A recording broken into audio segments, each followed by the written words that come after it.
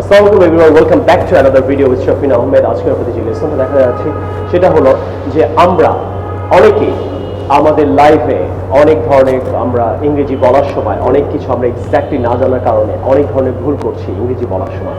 So আজকে আমি কিছু ওয়ার্ডের আপনাদের অর্থ এক্স্যাক্টলি কিছু স্যাম্পল অ্যান্সার দিয়ে আমি আপনাদের ব্যাপারটা ক্লিয়ার করবো। ইনশাআল্লাহ ভিডিওটা ভালো লাগবে। অ্যান্ড যারা 2টা বই একটা সিডি পৃথিবীর সমস্ত দেশ থেকে অর্ডার করছেন, স্পেশালি বাংলাদেশ থেকে, আমি সবার কাছে অনেক কৃতজ্ঞ।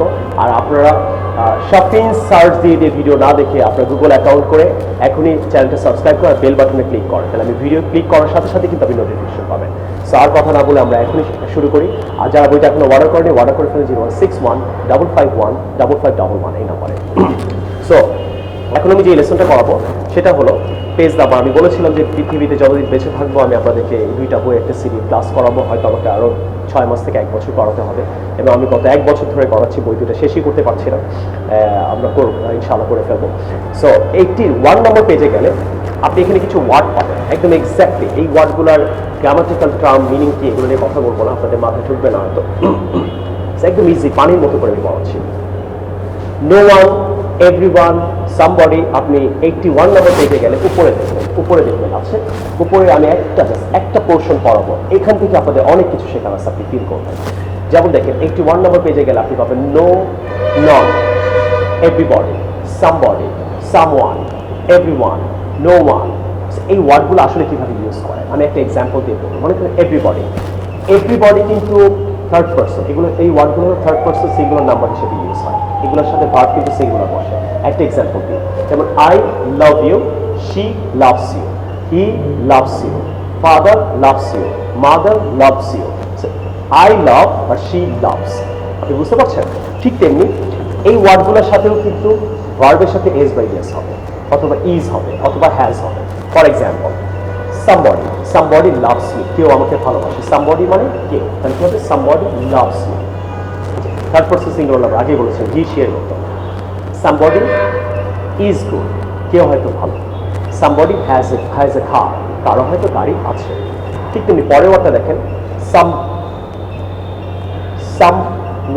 someone মানে কেউ, তাহলে someone has a car, someone helps you, someone is good। তাহলে someone help you বলা যাবে না, যেহেতু এটা থার্ড পারসন সিঙ্গুলার নাম্বার, আগেই বলছি। তাহলে ইজ হবে, হ্যাজ হবে, ভার্বের সাথে এস বি এস হবে।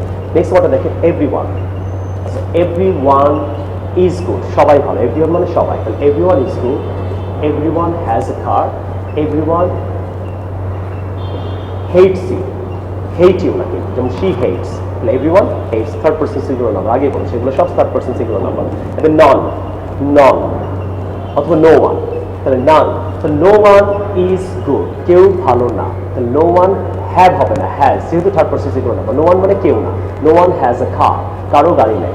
So no one likes you, don't say no one like you, no one likes you. Past tense হলে লাইকড বলবেন, ফিউচার টেন্স হলে উইল লাইক বলবেন। তাহলে নো ওয়ানকে 3টে সেন্টেন্স আমি ক্লিয়ার করলাম। তাহলে আশা করি আপনি slowly but surely, I promise you, আপনি প্রতিটা ওয়ার্ড আপনাকে বুঝতে হবে যে everyone, everybody, somebody, someone, no one, এই ওয়ার্ডগুলোর সাথে ভার্বের সাথে ভার্ব সিঙ্গুলার বসবে। ভার্ব হলে মেইন ভার্ব হলে, লাইক যদি আপনার মনে করেন এই ইরেগুলার ভার্ব হয়, যেমন গো, ওয়েন, গন, তাহলে গোস হবে, ইজ হবে, হ্যাজ হবে।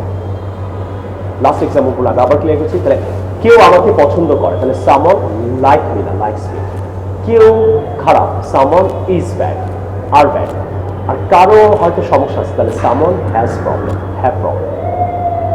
আশা করি রেসিপিটা ভালো লাগলে অবশ্যই আমার 2টা বই বেসিক আর একটা আইএলটিএস এর বই আছে, 3টা বই একটা সিডি এখনই অর্ডার করে বাসায় রেখে দেন।